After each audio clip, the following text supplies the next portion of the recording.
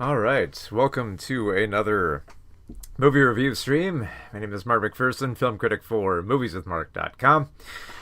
So, we are just at the end of July here, so we got a few more films to cover that now that we're just at the end of July, getting through summer here. So, of course, the big film coming out this weekend is The Naked Gun, starring Liam Neeson, which we'll be covering today, which is coming out this Friday. I'll also be covering Happy Gilmore 2, the sequel to the long-awaited sequel to the Adam Sandler classic. So we'll be reviewing that as well. And we'll also be reviewing David Cronenberg's latest film that came out this year called The Shrouds. So, but, two of these are on streaming right now, but Naked Gun is coming out in theaters this Friday. So if you want to stay up to date on the latest movies, be sure to like this video so more people know about it, and subscribe to stay up to date on the latest movies. And if you'd like to support these videos and the streams and get some copies of my books on movie and TV history, be sure to check out my Patreon in the links below. Oh man, I hope my voice holds up for this. I can feel it going immediately. So let's see, we got a few people talking in the chat here about Superman, Happy Gilmore 2 being good. Well, we'll get to that in a minute. But of course, we will get to that. But first, I think we should cover. Hang on, I need to make sure to look at. Yeah, I do it. Okay. All right, let me get my notes up here, and we'll get straight into the big film coming out this weekend, The Naked Gun. Actually, that should be bigger. It's a bigger film. Thank you for the subscription. I wonder if I should... maybe I'll leave the alert box on. See if anything other weird stuff comes up. I do have, for those who are curious, I haven't toyed with it as much recently, but there are some weird little movie quotes or effects or stuff like that I put in for follows and super chats. I think there's one for Patreon as well, if I linked it up correctly. So there's all sorts of weird stuff. So if you want to try out like memberships or super chats or stuff like that, there's some weird alerts. I don't know what they do. I haven't touched them in weeks, but they're there if anyone wants to experiment. Okay, so let's get the notes up here for Naked Gun, and we move the camera into the right spot so I can read them. So they're not out of the way here. So we'll get to The Naked Gun, latest spoof movie. Okay. All right. Okay. So here we go with The Naked Gun in 3, 2, 1. So The Naked Gun, the new Naked Gun, starring Liam Neeson, it's very much what the Naked Gun movies should be, which is just, a fast-paced spoof movie. Because, it'd be easy to criticize this film for just saying that, it did what all the other films did, which is, it has the same plot, it's Frank Drebin, the police detective who breaks all the rules. He uncovers a scheme, he falls in love, and he saves the day, and it's just jokes in between.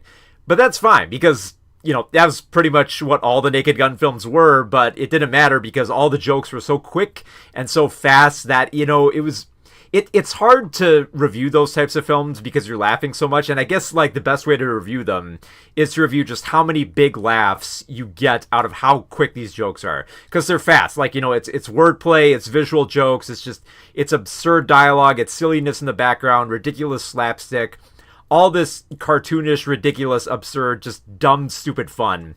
And you kind of just gotta measure by how quickly it is. So, director Akiva Schaffer, who takes over this long dormant spoof franchise, basically understands that job. Like the Naked Gun films, they're a machine gun. You pick them up, you pick it up and you fire as quickly as many jokes as you can to get as many laughs as you can get out of the audience. And on that level, the film really works. It really, really understands what made these movies so much fun. So, and I think it helps that what really has to sell this film, I think, is that you have to have a dry actor who can just step into this role and just be naturally funny, where they can just say lines, very funny lines straight and get a laugh. That was what made Leslie Nielsen so great as Frank Drebin. That's what made Charlie Sheen so great in Hot Shots. You need that type of actor, and Liam Neeson is perfect for this role. Like, if you need proof that he's right for the role of Frank Drebin. You need only look to like his role in Ted, where he was questioning, if he could buy like the trick cereal and was worried about if he was going to get in trouble because it was meant for kids. It's like very silly, stupid dialogue, and he plays it straight, and he gets laughs easily. So he was perfect for this, and sure enough, he's given a whole bunch of ridiculous lines that he has to say here, and mistaken wordplay, just silly stuff, and just talking about how cool it is to kill, and just being dumb and just playing it straight and getting laughs just like so easily that the few times where he actually is trying to be a little bit sillier, it was refreshing, because like he can play this straight for laughs, but to have him like being thrown into like these more ridiculous situations where he does have to make a fool out of himself, that's what works for this type of story. Because like the story itself, I doubt it's going to be much interest for anybody. Like I said, it's the same formula here. Like in this film, he has to stop this, this tech mogul of Richard Kane, played by Danny Houston, from this big scheme that's going to, devastate the world and only work out for like a bunch of billionaires. I will say this though, I like how they play up this tech bro villain as someone who believes himself to be manly and how he wants to make the world for more powerful men, and then gets humiliated by the end. I thought that was a lot of fun. Like it does play into like the great spoof angle as well. But also, real surprise here was how well Pamela Anderson comes into this film as the femme fatale, basically taking over, kind of the role that Jane had in the original Naked Gun film. She's not playing Jane though; she's playing Beth Davenport, and I'm kind of glad that she's not quite the same as Jane. Like she does fulfill the same role, and I was surprised actually how Anderson kind of matched a lot of the cadence that Presley had before when she was in the role, and she makes it work. She makes it work between being kind of more like Jane, but also stepping more into like the classic role of like the noir femme fatale, where she's first seen where she wanders into the policeman's office, and she's grieving over her loss, and she comes to Frank and she falls in love, and then like I said, much like Neeson, not afraid to look goofy and dumb. There's a great scene where she has to improvise by doing scat jazz, and she's just awful at it. And it's just fun watching these actors being willing to look stupid and humiliate themselves while also playing their roles straight, and just not trying to wink at the camera, not trying to smirk at their own jokes, and not trying to like improvise that much, just like sticking to the material and just letting the gags play out and just delivering a performance that sells you on how ridiculous they are. And then you have the other like straight the straight-faced actors who are mostly there to raise eyebrows at Frank. So you have Paul Walter Hauser stepping into the role as Ed. He's fine, like he's believable as a cop in this role, and he basically does what you expect him to do, which is stick up for Frank, inform him on stuff, occasionally say something dumb, but mostly just feed Frank lines. And I was actually kind of surprised how much mileage they got out of CCH Pounder as as basically the angry police chief who basically chews out Drebin for most of the film. She has a few funny moments here in addition to just, being angry at Frank. So she's very much in her element here. And then you have some very natural cameos that are not like winking at the screen. They are playing them up pretty well here. So you have like Cody Rhodes, Busta Rhymes, and of course, sticking with the tradition here, Weird Al Yankovic is once again playing himself, and I think this actually makes him the only reoccurring actor in every single Naked Gun film now. So that's one thing to look forward to. So a lot of the jokes, they mostly work here, and I think more towards the middle of the film is where I started laughing the most. And I think that's just because there's a lot of like room to, have like lots of ridiculous stuff happen. Mostly because that's where you get like the standard like montage of romance between Frank and Beth here. And it's wonderfully absurd. I love how they play it up. There's this whole subplot involving a snowman that I don't really want to reveal here. There's a great scene where Frank is getting framed. There's and then just like, I mean, yeah, like there's lots of great like little bits that they go through there, but also just like another thing that I love about these types of spoof movies is the background gags, just the little things in the background that you take notice of, and that they add little jokes in just shoved into the back there, which you are meant to see, but you only see it for like a few seconds, and then you're on to like the next joke. And there are a few of those aspects here. Like I like how they have the big climax at this giant arena, and it's called ponzischeme.com arena, meant to make fun of cryptocurrency. Great little joke there. And they don't really have to like point it out much. It's just like, it's there, you see it, you get it, and then you're on to the next joke, which is great, because that's the key to Naked Gun. You need to move fast. You need to get one good joke in, then get to the next one, then get to the next one, quicker and quicker and quicker. And I love how just, that aspect, that, faith in that formula, that leads to one of the most fun things to happen with watching a comedy in the theater, which is you're watching with the crowd and everybody's laughing so hard that you're almost like struggling to listen to the dialogue and keep up with every single joke that comes at the screen. I've had this happen with a lot of comedies in the past, but this is probably the first time in a long time where I've been struggling to not laugh and catch every joke. I mean, the last time I could think I laughed this much was with the movie Moonfall, but that wasn't trying to be a comedy. So to actually have like an intentional comedy that has that many laughs was just wonderful to have there. Another aspect too that I think makes this film work is that it has enough faith that it doesn't rely on references or callbacks as much to the Naked Gun films. There are a few in the beginning, but I think they're fairly quick, where they're not commenting so much on like, I'm worried that I'm not going to be as good, or, paying tribute to Leslie Nielsen. There's only like a few of those aspects there. And I was actually kind of curious to see like if they would play with more of the aspects of the formula, but they don't really explore that as much. Like they don't really do a lot with having like, a replacement for like, the O.J. Simpson character of Nordberg. It's mostly just a one joke bit. I was also kind of surprised they didn't have more jokes about the technology that Frank is given, because I always love those bits, because like the scientist would show him all these like James Bond gadgets, and Frank would always like drink a urine sample or accidentally use one or break something, and I wanted more of that. There is one scene where they do that, but it's only with one gadget, and I kind of wish there was more of that. And I think that's kind of like one way to look at that film is that it has a lot of great jokes, but I wish like there was a little bit more of them. Like it does check all the boxes.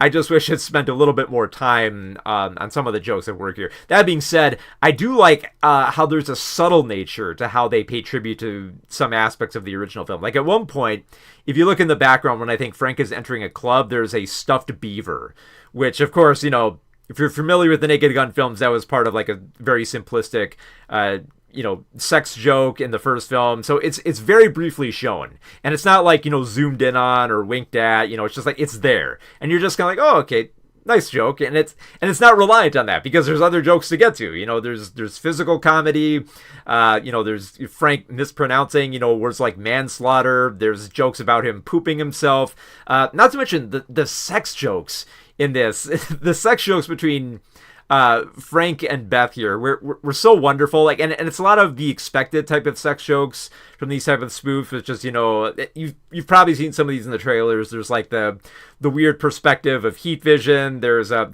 weird like threesome scene, which is pretty funny. The way they kiss is ridiculous. So just having that faith to, go into that formula, while making the story like a little bit more modern with the setting, but still having fun with aspects of the character, instead of just keeping it like strictly like the Naked Gun films. Like they do actually try to switch it up, change it, basically spoof like more modern action cop movies, and it really works. Like there's no other way to describe this film other than just counting up like the laughs here and explaining the jokes, which I kind of don't want to do because that's like a major spoiler, because I technically could go through every joke here, but there's like hundreds here. And the good news, I guess, is that pretty much all of them work. Like the accuracy of like how many great laughs and hits they have with like how quickly the jokes are thrown out here is high. It's really high, and the jokes just continue right up to the very end. Like even in like the credits, there's like tons of jokes just littered in the credits that make it worth sticking around for. Not just because there's an after credit scene, and just because there's like a joke song that goes on in there. Just all the wonderful little aspects of just making like a great spoof movie akin to like The Naked Gun and Hot Shots and Top Secret. Akiva,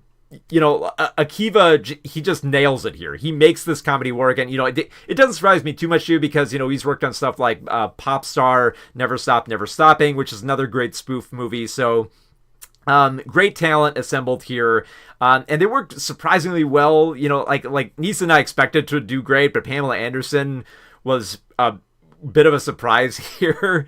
Not to mention Paul Walter Hauser. He's doing great here. He sticks firmly in his lane. He's not trying too hard for jokes here, but he doesn't have to. So I guess there's only like a few minor criticisms I have of the film. I mean, I think for some people a big criticism might be, it's the same as the first Naked Gun film, but so it's the second one and the third one, and at that point it's just are the jokes still good? And like the second one, there weren't as many great jokes, but then the third film actually nailed it, and this fourth film I think is up there. It's like one of my favorite spoof movies among Naked Gun 33 and a Third, I think is maybe my favorite Naked Gun film. And this film is probably just about on the same level as that in terms of like how many jokes there are and how clever they are. Cause just, God, it was so much fun just to laugh at this film. Like I'm kind of struggling at this point just to like find synonyms for it being funny. So I guess I'll just close by saying that I'll basically fall back on some adverbs here and just say that yes, the new Naked Gun for 2025 is very, very, very, very, very, very, very, very, very, very, very, very, very, very, very, very funny. It's a very funny film. I laughed a lot, and it's definitely up there with the best spoof movies ever made. So yeah, I adored The Naked Gun. So The Naked Gun will be in theaters this Friday. Be sure to check it out. Is the beaver the official popcorn bucket? Is it? I was laughing with the riff track screenings. Oh yeah, the riff track screenings are the same way. I've only been to like 2 of the riff tracks theater screenings, but I have been to the live Mystery Science Theater 3000 show from, gosh, when did I see that? It had to have been like a decade ago, but I remember, I was in that same mindset of just laughing so hard it was hard to keep up with it. And man, I'm struggling so hard not to just list all the jokes here, because there were so many, and I don't want to ruin them because then you expect them. So, I tried my best not to spoil any of the jokes there. Hopefully the Ponzi scheme joke wasn't that big. Okay, I gotta check this out here. Hang on. Naked Gun, Beaver Bucket. Okay, it is. It's and it's just a beaver. It's just the beaver. I guess I don't know how much of a spoiler this is, but yeah, like I said, the beaver is just like background material. The beaver doesn't really come into play in the film. I mean, I don't know why it would. I mean, it didn't in the original. So it was a one joke prop.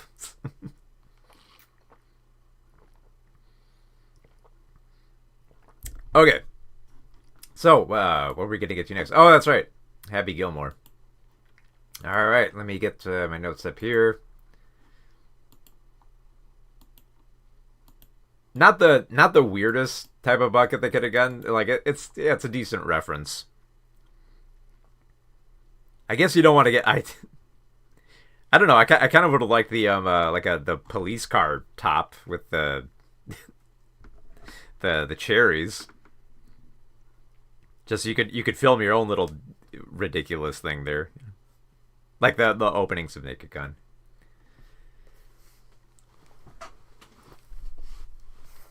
All right. Okay. Time for Happy Gilmore. Let me get my notes up here.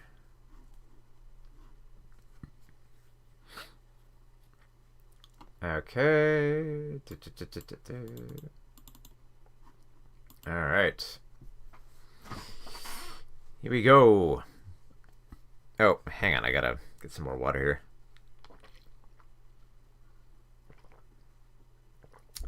All right, so here we go with Happy Gilmore 2 in 3, 2, 1. So Happy Gilmore 2 is the sequel to Adam Sandler's Happy Gilmore film. And I think, a lot of how much you will love this film is very much dependent on how nostalgic you are for Happy Gilmore. And I know a lot of people are. A lot of people have fond memories of that film, with Adam Sandler overreacting, smacking golf clubs, smacking golf balls with his golf clubs like a hockey player, beating up Bob Barker, having all the ridiculous dialogue about having arguments over Grizzly Adams and all this ridiculous stuff. So yeah, if you really love that film, Happy Gilmore 2 is very much feels like a little bit more of a reunion. It does play up a lot of the gags, but you really got to be in love with that film, because I'll admit, I liked Happy Gilmore back in the day, but I don't have as much of like a fondness for it as I think a lot of people my age probably do. That I didn't really love it as much, and I think over time I didn't like it. I liked it even less just because of how unlikable Happy was in the film. Like, he became a little bit more likable as the film went on. But there was a lot of egregious stuff in there, like the Subway ad was annoying. I get the joke they're going for here about product placement, but it's still product placement in there. It has a lot of the hallmarks that I really kind of hate about Adam Sandler's comedies that he would make later with like his Netflix deal. So I wasn't really looking forward to Happy Gilmore 2, but I was kind of surprised how much more likable I found Happy Gilmore 2. That's not to say that I really liked it as a film, but I do think I like it more for the route that Adam Sandler was trying to take it, because it does ground Sandler's Happy Gilmore character a little bit more by basically relating more to his age. So, he's gotten older, so they establish him more as a father figure. Although I gotta say, it was very bizarre how they set this film up by having him have a bunch of kids and then accidentally killing his wife on the golf course. And so now he's like a widow, and then he reduces himself to being an alcoholic.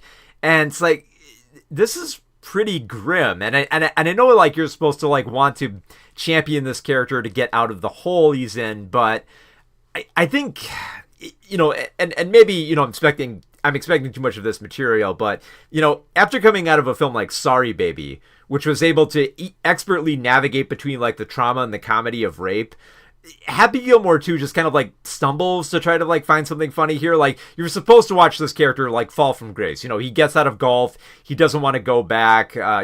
His wife's dead. He's haunted by her memory.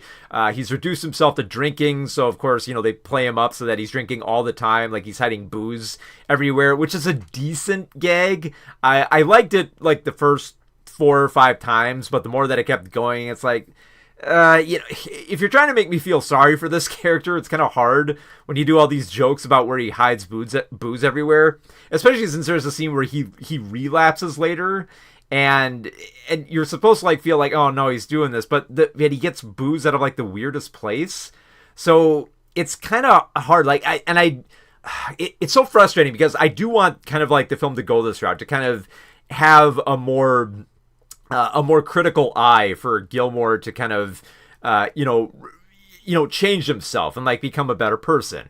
But it kind of reduces itself a little bit too easily for this type of film, because, of course he's got to get back into golf. So they set it up where his daughter, played by, I think, like Sandler's like real life daughter in the film, she wants to become like a famous dancer, and she can go to and she's very accomplished, but the only way that she can go further with her career is to go to an expensive school. So of course Happy realizes, okay, I got to get back into golfing, but I don't know if I can do it. I'm a bit of a mess. So they do play up that a little bit.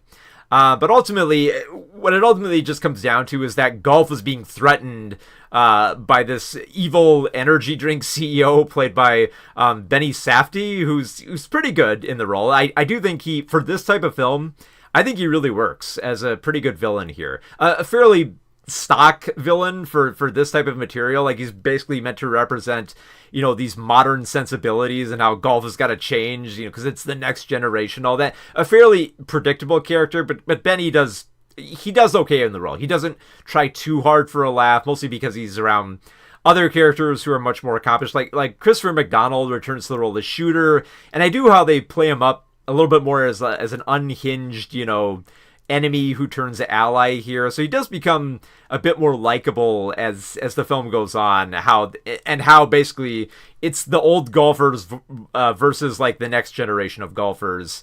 So you do get some pretty good golfing jokes out of this too. I like the fact that this maxi golf tournament that they set up is meant to be this over the top, ridiculous, nonsensical version of golf with all these like tricks and traps and everything like that. I thought it would annoy me, honestly, but it's actually pretty clever. And I think that's the best way to describe this film, is that the more that it goes on, it kind of starts winning you over a little bit. And I think that's probably like the greatest accomplishment, because if you were someone who flat out hated Happy Gilmore, I think you might like this film a little bit more, especially with a lot of the cameos that they put in here, with a lot of familiar Adam Sandler regulars reprising a few roles here, like Ben Stiller. Who else? I think like Nick Swartzen is in this. John Lovitz. A lot of familiar faces do show up here. Rob Schneider. They all kind of have like their own little cameos here. So if you have an affection for Sandler and his troupe, you'll probably love this film and how nostalgic it gets at times.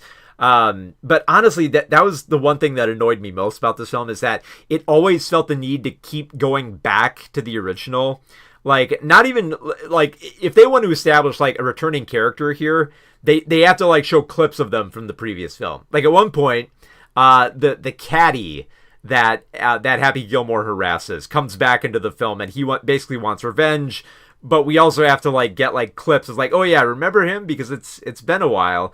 And I think that it kind of robs the film, I think, of like that confidence to go forward without just being reliant on the first film, especially with all like the callbacks and the reprisal of gags. I don't think works as well. The few times where they actually do try to like to toy with some of the older jokes, I do think they're admirable. I don't think they're as funny, but I do think there's a good attempt made there. Like at one point, I love how the fact that that Happy is trying to be sober. So his vision of a woman in her underwear holding pitchers of beer won't do for him anymore. So he starts imagining more age-appropriate fantasies of his happy place. So it's stuff like sitting on the toilet and looking at his phone, picking up a pair of pants that are medium and that they fit. So they're not bad. It's like, yeah, okay, this makes sense. It's older humor, but it's like, it felt like it was always there. Like it was on the cusp of finding like a funnier joke there, and it never quite ascended past that level. And I really kept waiting for it to just, to surprise me. But it mostly just kind of like, it feels like Adam Sandler is now, where he's not as like loud and like violent with like the slapstick. Here he's a little bit more casual and just kind of like takes the comedy more, as it comes, as he has in his previous films as of late here, which I think is true for, how a character like Happy Gilmore would progress, but it also kind of feels a little bit too tired to make like some over-the-top ridiculous joke here. It was honest. I will say this though, it's surprising to see like Christopher McDonald really throw himself into like the insanity of his role. That he's way more funnier than just about everyone else in this film. And I mean, a lot of these like comedy actors, I think they're okay, but they never made me laugh that much. Christopher McDonald actually did make me laugh here, and I thought he was just going to be a one-joke character of wanting to get revenge on Happy Gilmore, and thankfully he's a little bit more than that. He's very much focused on that, but they do give a little bit more to his character to make him kind of more of an endearing cartoonish villain. So, I smirked a lot. I was impressed with like the route that they took Happy Gilmore. I kept waiting for it to be funnier and not just like reliant on all these cameos. Not to mention, like, if they couldn't, if like the actors were dead, they would just dig up like they would dig up a similar actor and say, oh, this is their son or a relation or something like that, and they'd have to point it out over and over. It's like, okay, yes, I get it, like, and it annoyed me too, because like, why can't you focus on new characters? Why can't you explore more of that? Like, you have Bad Bunny here, who's actually a really good addition as Oscar, who plays like Happy's caddy, who's pretty endearing. Like, I kind of like him, and I wish there were like a few more scenes with him, because the scenes between him and Sandler I thought were pretty good. I thought, there's a decent chemistry here. I like how Oscar is like a little bit in the dark when it comes to golf, but is also a little bit more astute about getting revenge and what he wants out of life. So he was a much more fascinating character. I honestly would have liked it if Oscar had to end up pitching golfing more instead of shooter towards the end of the film. Thankfully, he is a little bit more involved with the climax here. So it's very much a frustrating film, because as someone who didn't really dig the first Happy Gilmore film, this one had potential, and it was there, and I was slowly getting into it. And then by the time it just got up to the climax, it just went on autopilot with some good but not great golf jokes. So I guess like that's the way I review the film. Like, it didn't really do anything for me. I did like it a little bit more than Happy Gilmore, but I didn't really like it all that much. So I guess I'll put that as like a caveat. Like, if you love the first Happy Gilmore film, you'll definitely love the second one.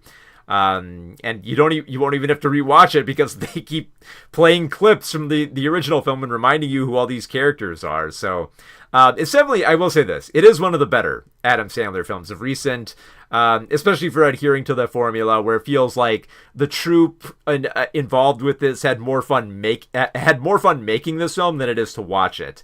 But thankfully, this one wasn't as painful. So this is one of the better Happy Madison productions. It's one of the better like Adam Sandler performances I think I've seen out of him in a while. But it's just like it's right there. It's right on the green.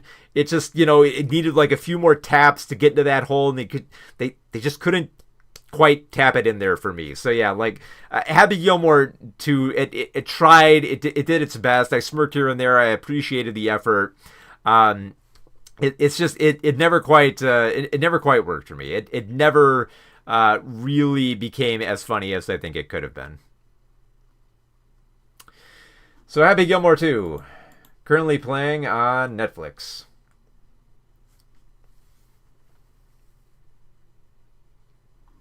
I gotta take that.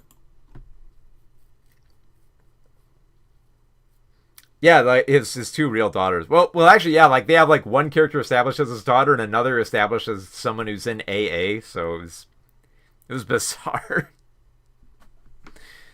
Which, I mean, that's the classic, Sandler nepotism with his comedies. He puts all his friends in there, and now he's putting his, family in there. So, and I mean, I don't begrudge that so much, especially since his daughters really don't have too much to do in the film, and they're okay. I mean, they're not expected to do much, so. Okay. So we got one last film here. And man, we're going to have a change of pace here. Okay, so now we're going into a much darker film. We went from two comedies, and then we go into a depressing body horror about existentialism from good old David Cronenberg. All right. Man, my throat is just ripped up on these.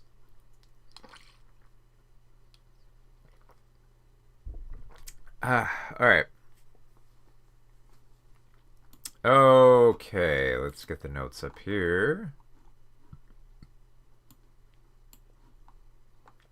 Okay, so here we go with a review of The Shrouds in 3, 2, 1.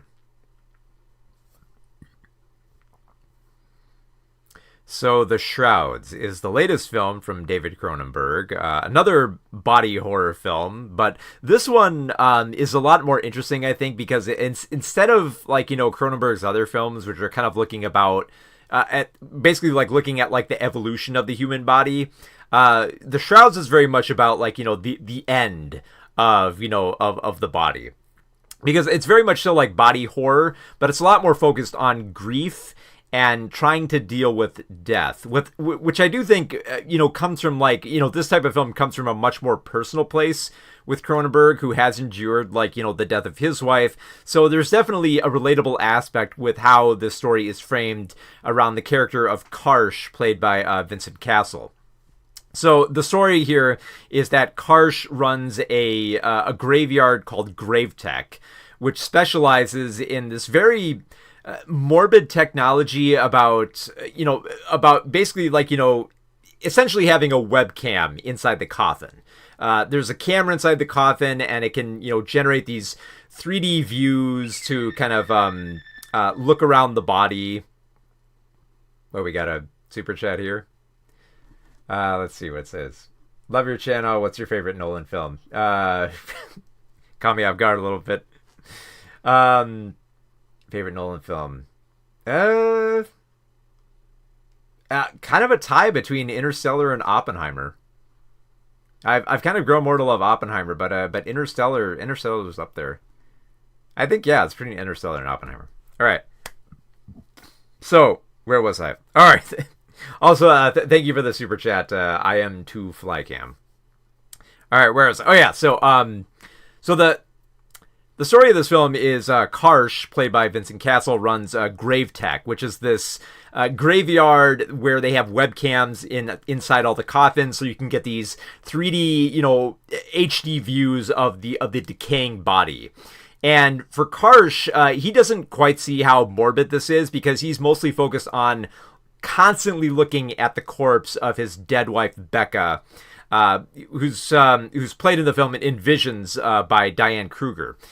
And he can't stop fantasizing about, you know, her in his mind, and he keeps looking at her, and he keeps looking at this footage so much that the more that he zooms in on it, he starts noticing something weird. He's like, there's something going on with like her decaying body.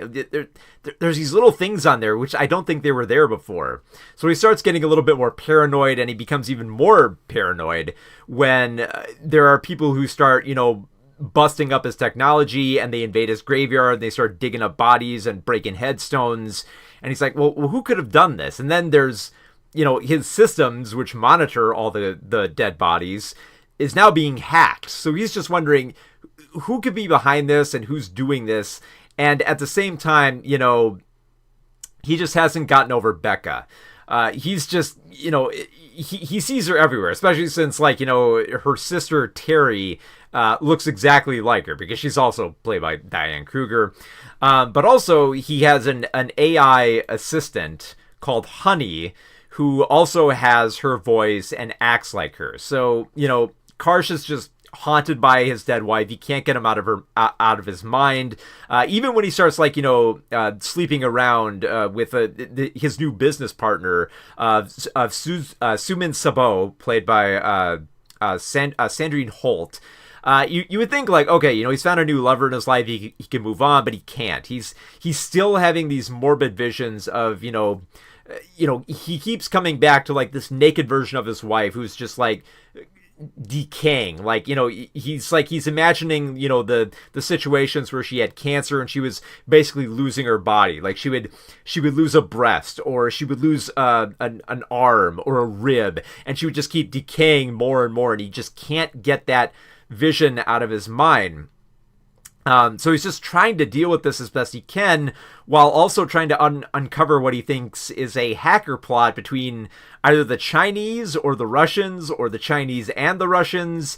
And he just finds, like, he can't trust anybody, especially his best friend and his sister-in-law's ex-husband Murray, played by Guy Pearce in the film. He thinks, like, oh, he can trust, like, this guy because he helped build his AI assistant, but as it turns out, Murray is also untrustworthy as well. So this is the type of thriller where I think you really have to be engaged with it thematically, because it doesn't give you any easy answers. It just keeps complicating itself more and more and more, where you don't know what's going on. you don't know if, if Karsh really is being hacked, or if there actually is something on his wife's body, or or if like Terry is telling lies, or if or if even like, Karsh's lover is on the up and up, if like they actually have a business relationship or an erotic relationship. And it's really difficult for Karsh to like parse this out while he's just kind of drowning in his own like grief and darkness, where even moments where he's like fully engaged with sex, he's still like in the act, he is still talking about this, while his lovers are still talking about it as well. And it's just he can't get it out of his mind, and he grows more and more paranoid because he doesn't know who to trust. And you don't know who to trust either. Like at one point you think you know what's going on because Murray has this kind of confession where he breaks down and he says like, oh, I'm working for hackers, and oh yeah, I've tampered with, the AI of Honey to kind of like monitor Karsh and try to, work out a deal here. But then you would have like Terry come in and say like, oh yeah, that's Murray. He does that all the time. Oh, did he lose fingers? Well, he's lost those fingers for the longest time. And just like, who is telling the truth here? It gets to the point where even Karsh will just like flat out make up lies, if only just to like throw other people off, because he finds everybody so untrustworthy here. So it's very much a paranoid tech thriller to that degree, but also an existential one that focuses on like the decay of the human body, and also a little bit more on the decay of the mind. Especially because, with like the AI of Honey, that is especially a mystery, because like it's believable with how AI models work currently that someone like Murray would be controlling it and monitoring Karsh. But at the same time, at one point, when Honey becomes a little bit more vindictive rather than comforting, she assumes like the vision that Karsh has had of his dead wife, where she's naked and she's lost a breast and a rib and an arm, and like you're terrified by this, because like, for one, yeah, just seeing like a CG character look like that, who was once, at one point she's a koala, and then she just goes from like this nice looking lady to that, and you're questioning like, well, did Murray know about this, or did Karsh program this in, or how much does the AI know? So there's this constant questioning throughout. And I love the fact that it very much plays up on an ambiguity about the situation, because while there is some believable aspects to how this type of technology could be hacked or manipulated, it's not ultimately about that. Like, it keeps the plot going, but the plot is essentially Karsh trying to come to terms with his dead wife, and stop trying to find like a reason for it, because he's also like jealous of Becca's Dr. Eckler, who not only like worked on her during her last few days, but also she had an affair with. So there's this aspect of like jealousy, where he kind of like, he wants to find like a reason not to trust this doctor more and to focus more on her body. Like it's essentially a film about letting go in the weirdest way possible, and just realizing that there might be some mysteries you don't understand, and there might be aspects of our world that just don't make sense, but you have to kind of try to find a way to move on, even if it leaves you messed up by the end. Like, you just kind of have to find a way to accept it. Otherwise, it just drives you mad. And this film kind of explores what happens when that existential crisis, paired up with this technology, just drives you nuts. And I think that really works for like a Cronenberg film, like, especially given that a lot of like Cronenberg's like more recent films have been about, like the changing aspects of the body, where it focuses more on like evolution and coming to terms with where our bodies can go next. And I think for him to shift that with the Shrouds to what happens when the body decays and when it's gone, and dealing with, when we basically have to like let go of that corpse and essentially kind of let go of, the horror of the body itself. I think that I don't think this is Cronenberg's last film, but if it is, it would be a very fitting film for him to go out on, because it's a personal film. Like, I imagine that David could relate a lot to Karsh, but also, I found myself, feeling bad for him as well, especially with like Vincent Castle giving like this very like stern and very emotional performance, and just showing like that vulnerability within him, especially for like a lot of scenes where he does basically have to shed a lot of like like that business exterior and reveal just how terrified and scared and horny he is, like at the same time, just all these mixed emotions that come out when you're dealing with death. So yeah, for having like that bit of a shift for David Cronenberg, I think it works. And I gotta say, David Cronenberg still hasn't lost his touch. He's found something new and personal and fascinating to explore with the Shrouds. So yeah, this is another David Cronenberg film that I absolutely love. So if you would like to check out the Shrouds, it is currently playing on the Criterion channel, which I was waiting for the longest time for it to come on. It's like, oh god, I want to talk about Cronenberg. I love Cronenberg. I think I have on the wall somewhere over there Crimes of the Future, another film about the evolving human body and how in the future we might have a new generation of people who can eat plastic and live off that for the rest of their life. Yeah, it's another, what can I say, it's another Cronenberg banger. One moment here, I gotta clear my throat.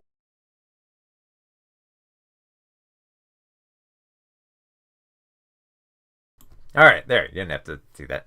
Also, thank you, I am too fly cam, for throwing me off course with the stream there. Thank you for the $2.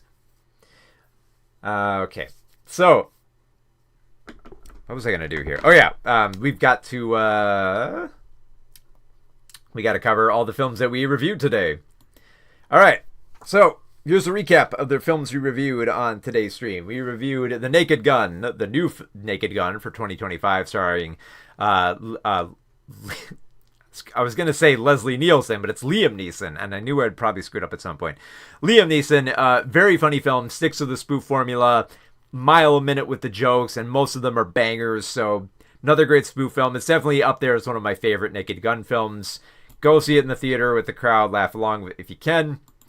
Happy Gilmore 2, a good but not great sequel. I don't really have a fondness for the first Happy Gilmore film, so I didn't love this film, but it did make an effort. I did smirk here and there, so it has its moments. It's not really a great comedy. It took me a while to warm up to it a bit, but like I said, if you love the original, you will definitely love this film more. And finally, I reviewed The Shrouds, the latest from David Cronenberg, focusing on trying to deal with grief and just growing increasingly paranoid with tech. A great thriller with an ambiguous ending and a very personal film from David Cronenberg about dealing with death. It is definitely one of his finest films. So you got your choices there. Like if you want a good comedy, go out and see The Naked Gun. If you really love Happy Gilmore, go watch Happy Gilmore 2 on Netflix. Good choice.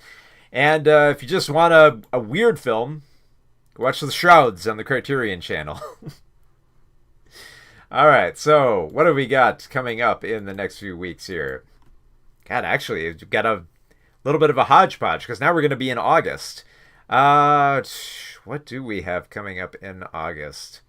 I honestly kind of blanked. I know there are films coming up in August. I don't think I got in to see like Freakier Friday, so probably won't cover that. What is coming up? I'll find stuff. Like I'm probably not gonna come back on next week. I'm probably gonna do like about another stream in about 2 weeks, just to give myself some time to find some more films to review.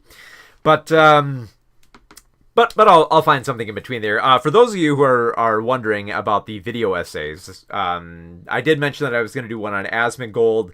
I am going to do it. I just haven't filmed it yet. I wanted to work on the script for a bit. The script is finished at this point. So I will probably get that script out for Asmongold and the Rot of generative AI filmmaking. That will probably be shot sometime this week and will probably premiere sometime like Wednesday at the earliest, depending on how quickly I can edit it. It won't be as long as like the Nerdrotic video. It's long, but depending on how I shoot it, like it's probably not going to be that long. So I will get to that, and then after that, I do want to get to the video I want to do on Saber Spark and Ralph Bakshi films, because that one I'm actually really excited to talk about. Mostly because it's not even like a takedown of Saber Spark. Like I don't really have anything against him. It's mostly just pointing out like the limited perspective of certain cartoon critics on Ralph Bakshi films, which is not necessarily a dig. Like, you know, between like the other people I've covered here, like like Nerdrotic and Critical Drinker and like Chris Gore, there's no like heat or beef that I have with Saber Spark. It's mostly just like a springboard to talk about Ralph Bakshi films, which is kind of what I do for most of the video essays. It's mostly just like, you know, setting up like talking about like, you know, an influencer to draw you in, and then I end up talking about like something else, like a movie or a book recommendation, and I am going to do that with Asmongold. In fact, if you want a preview for it, one of the films I'm going to mention is The Shrouds. I'm looping how the Shrouds uses AI into what I'm talking about with Asmongold. So a little bit of a preview there, spoiler, however you want to look at it. But yeah, if you would like to see, if you would like to read the review of The Naked Gun, I have a review up on movieswithmark.com right now. If you'd like to read a little bit more about it, I will have the video review up around tomorrow, I think. And yeah, actually, you know, I wanted to try something out though.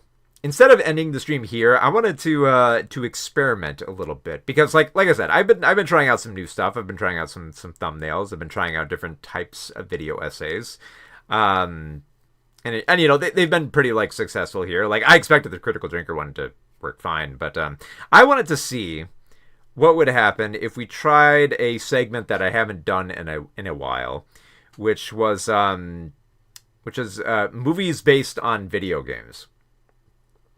So yeah, basically like a little bit of a gaming segment here, and I was a little bit curious to see like how this would work here. So, I don't know how, like it's been a while since I've tried out this layout, but I think it might be worth trying here. So, what I'm gonna do is like I've kind of like been preparing for like trying to try something out like this. Plus, like I think this might, you know. For anyone who's still watching at this point, if you have any questions, Q&A, stuff like that, feel free to lob them out here. I just wanted to try something out on stream to see how well it goes. So let me see. I have set up this big old, why did I say big old? Like it's just an Excel document that I haven't opened in a while of these movies based on video games.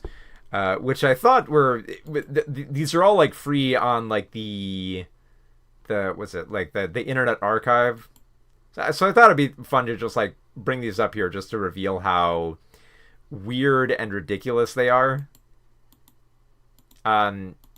Especially just for how bizarre they are. So like what's like trying to think like I kind of like wanted to like set these up to be like fitting with like the films we were going to talk about, but there's no like Happy Gilmore game or anything like that, or Naked Gun game or something like that. I was trying to find something ridiculous that I could go with, but I don't think I have any like that.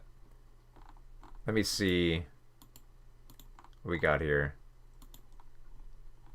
Okay, this is going to be like a brief test just to see how well it works here. But one game that I've always admired just because it's like the most ridiculous shit is, let's see, do I even have it here? I think it was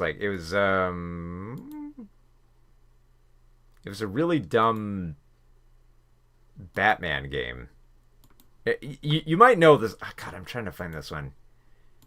God, it's such a good one. It's like it's for Batman Forever, and it's like the Saturn game, I think it is. Trying to see if I can find it here.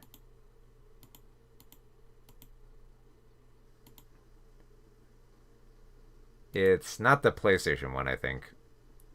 Shoot. Okay, so I'm just gonna go to the loading screen for a minute here, just so that I can get the layout set up. But do stay tuned. I'm just gonna try out this this format here for a moment. So stick with me here for just a minute.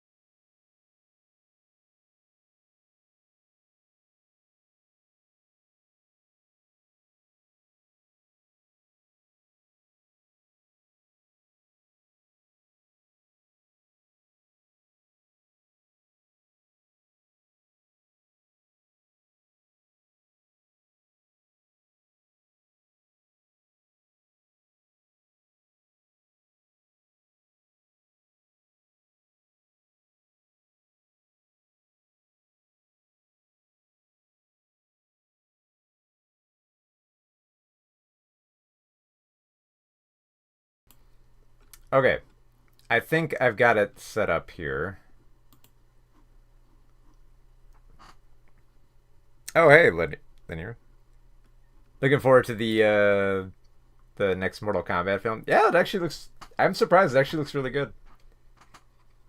I didn't really like the last one we got a few years back, but I'm kind of looking forward to this one.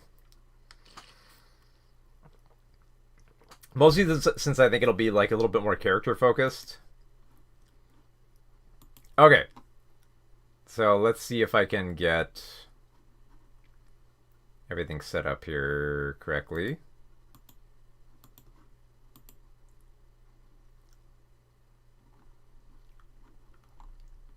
Okay. I wish I could find like the actual arcade port and not just the PlayStation version, because that kind of limits how quickly you can go through it. Let me check to see how the audio is in this.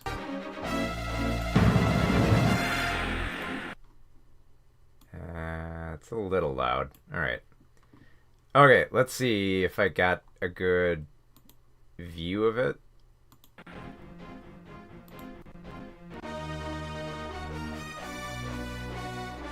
Okay.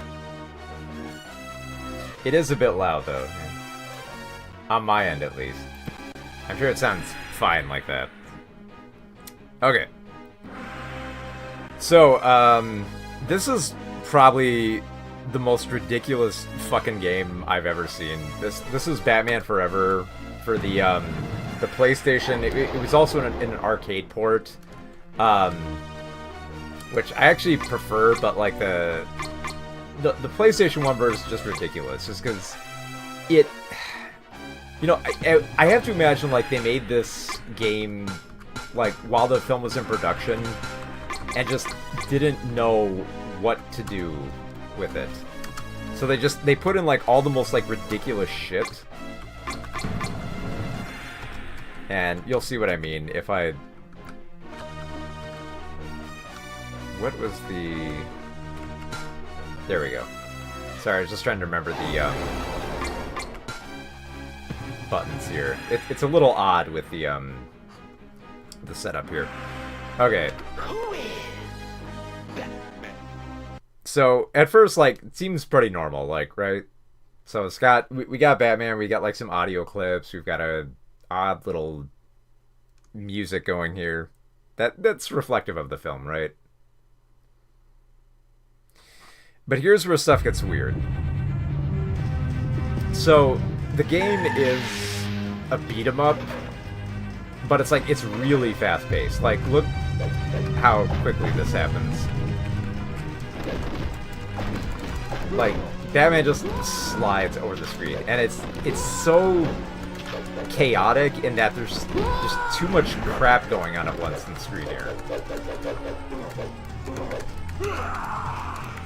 Like, I could barely even move. Like, the controls are also, like, really chunky.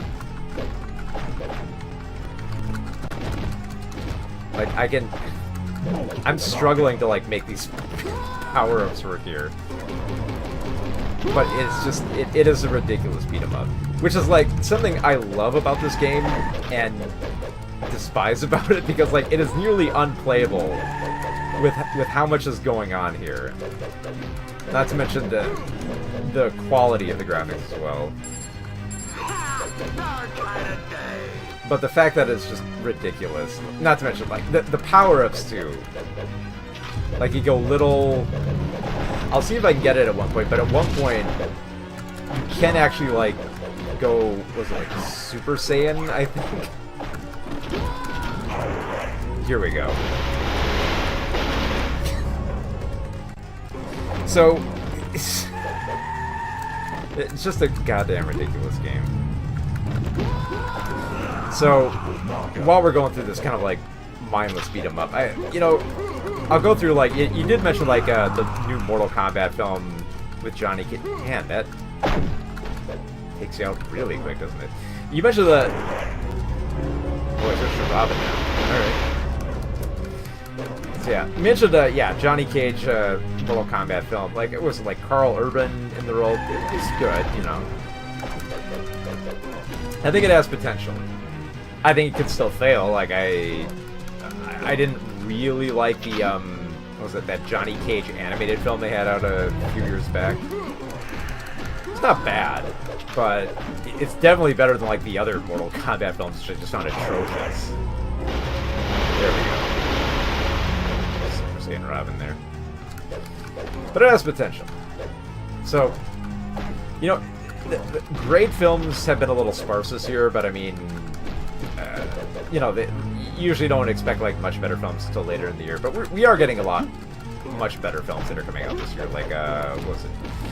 Oh, there's a lot. There's a Luca Guadagnino film coming out. There's a new Yorgos Lanthimos film coming out, which is pretty odd. Like, Yorgos Lanthimos is doing basically, like, an American remake of was it Please Save Our Green Planet, which is a if you've never seen it, like, it's a weird Korean film about someone who believes that somebody is a space alien and kidnaps them and holds them hostage, and it's kind of proven right and more as the film goes on. So it has potential, but I think, like, you have to make it weird.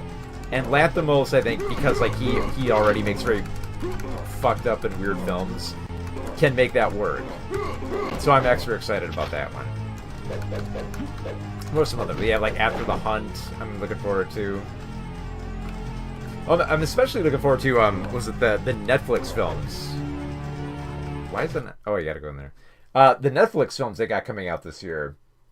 We got, was it, Guillermo del Toro's, what was it? Guillermo del Toro's Frankenstein. We have another Rian Johnson, Benoit Blanc murder mystery coming out. And I'm excited for those, because usually, like, when Netflix wants to, like, push for, like, award season, they will generally put all their eggs into, like, just a few baskets. And when they do that, they go hard. Like, they will send out everything and try to get that film nominated for as many awards as possible. And, you know, a Guillermo del Toro film and a Rian Johnson film, two, like, acclaimed directors who have worked on, you know, similar films that have garnered awards and praise, they're going to put a lot of effort behind this. So I'm very much looking forward to see how well those films will do and how far they get in awards season. That and all the, like, the fun, like, promotional materials they do for those films. Like, and I haven't looked forward to that for, like, a few years, just because, like, last year they put all their eggs in with Emilia Perez, and before that it was Maestro, which were, like, not great films. So, you know, to have, like, a Guillermo del Toro film and a Rian Johnson comedy, I can't wait. Even if they're bad, it's just, like, you know, these are directors that I love. So watching them get, like, you know, some love at award season will just be wonderful.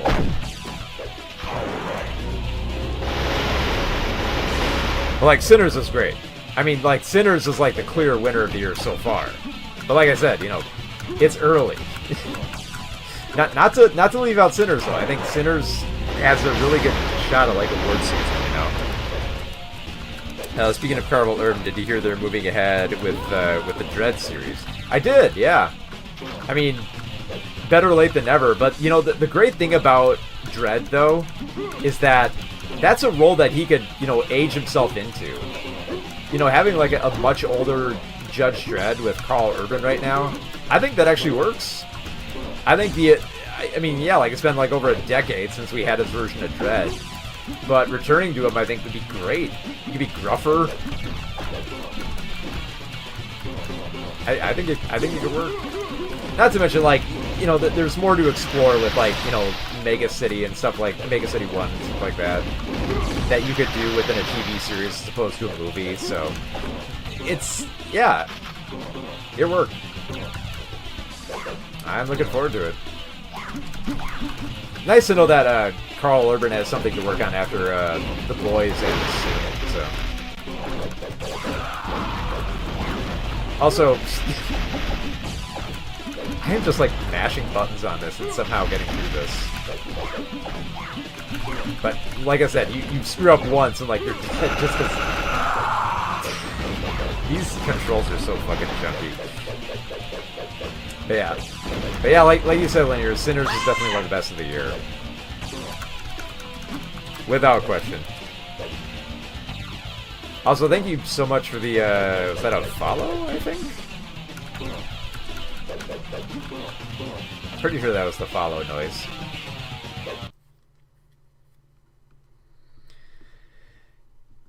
Let's see, AC is... it's Crown Vault? I think so, yeah. Double damage. I did not expect to get as far in this game as I would, so... Man, what else is coming out later this year? There's the new Avatar coming out. You know, another Zootopia coming up. Which, whatever, like, I'm sure the Avatar film will be fine. It's just, it's weird, like, to have, like, an Avatar film so quick, you know. We're used to, like, waiting, like, lifetimes for James Cameron films, and now we only had to wait, like, what, like, 3 years? It's record time for him. But I guess now that, you know, Disney's all in on it, so, you know, they might as well go for, like, a sure thing they can have come Christmas time.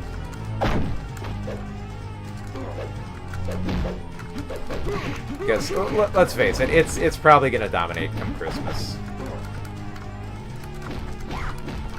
Like, the only competition it might have for, like, a little bit will be, the Five Nights at Freddy's film, like, I imagine will be good, but not great. I think it might be a bad thing to, like, release it in December. It could be decent counter programming. I mean, but the thing is, like, it's gonna come in, like, right after the follow-up to Wicked, which is it's gonna dominate the box office. It's gonna clean house for, like, that Thanksgiving weekend. That, you know, it remains to be seen, like, just how much of it will be stealing away from, like, Five Nights at Freddy's. Which, you know, I don't have, like, much of a dog in that fight anyway. Like, I liked Wicked, but from what I've heard about, like, the second half, I'm not, like, looking forward to it as much. And Five Nights at Freddy's, I did not care for at all, so... But that's the odd thing, is, like, I'm kind of looking forward to it just because my expectations for Five Nights at Freddy's are already, like, in the basement. So, if they can, like, you know, they're so low at this point, like, if it's anything different or new or try something, I might like it more. So, I'll see, though. Hopes are low for that film. I'm trying to remember what other... Don't move, creep. Oh, goodness. Also, thank you for the thank you for the follow there. I'm pretty sure that's the follow. I'm trying to... It's like I said, it's been a while since I've looked at the alerts, but I'm pretty sure I remember them. God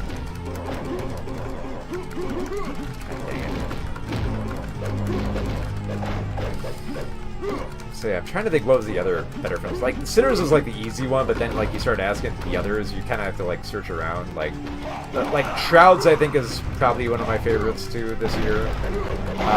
Also Grand Theft Hamlet, that was pretty great. I know Grand Theft Hamlet might not work for some people. For me, I think for trying to like highlight, you know, like the desperation that people felt during like the pandemic, I think that how that film highlighted that really made it resonant for me. But if you don't dig that, like another documentary that I think is really high up there is Sly Lives, the documentary on Sly Stone, which I love. It's another great documentary from Questlove, who previously did Summer of Soul, which is one of my favorite documentaries of that year too. So yeah, great documentaries this year. Honestly, though, Superman is really high up there for me, and full bias. I'm a big Superman nut, so that film worked for me, especially for highlighting all the stuff I love about Superman. What can I say? I'm a sucker for the boy in blue with the red underwear. The film got it right, and it was actually a lot more daring than most superhero films are, with where it wants to go with its politics and how it deals with aspects of identity and relates to our world more, you know? That's the Superman I love. And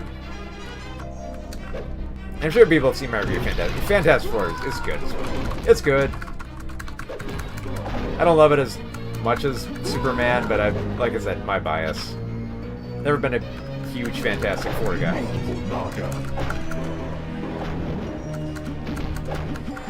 Let's see, what else came out this year that would be in the top favorites? Shrouds. What's that other one that came out earlier this year? Was it oh no! Oh, Black Bag. That's what I was thinking of. Yeah, I really love Black Bag. Like Steven Soderbergh's sexy and clever spy thriller with Michael Fassbender and Cate Blanchett looking like a sexy-ass spy couple who are trying to deceive each other and also maintain their marriage. It is wonderful. I love just how... I just love the intelligence of the characters and the erotic nature of it, just how good everyone looks. Just, oh. It's a cunning spy thriller. Not to mention, like, Soderbergh's a powerhouse. Like, going from that after, like, you know, was that film Presence that came out just like a few months before it? And that guy's just can't stop, can he? But yeah, plenty to look forward to this year. I know I said like the live side, but it still amazes me how far I've gotten in this for being so terrible at it.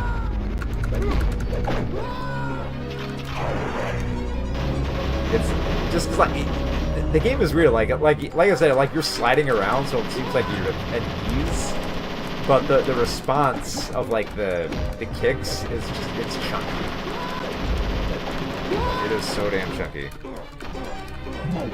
The interview as well is written so well. Yeah, I think for like a lot of people that probably surprised everyone that was like one of the better scenes in Superman. Because you would think, like, oh, like, you know, they're just going to establish the relationship that Superman has with Lois, and, you know, just, they're going to have, like, a basic debate, but no, it's actually, you know, like, an expected feud between, like, a married couple who have this problem of, like, working together. And I think it makes it more relatable than just, like, you know, keeping the secret of Superman. Because, like, you know, it'd be really hard, I think, to relate to that situation, but for, like, a work couple who want to try to, like, separate their business life from their personal life and relationships, I think it's a very relatable scene. Not to mention, like, it does the great job of, like, getting to the heart of Superman's politics and his relationship to Lois, and forcing him to like confront like the tougher aspects of his character. That, you know, it's such a great scene. Everything it sets up, and just like even when like Clark and Lois are fighting each other, they're still a cute couple. They're still like, you know, like they're still like making witty jabs at each other, and they're just like, even when they're angry, they're adorable. I just realized now that I got like I gotta like hit it, but with like some battering. I'm trying to remember what button I had to press here. And I just engaged the second player here.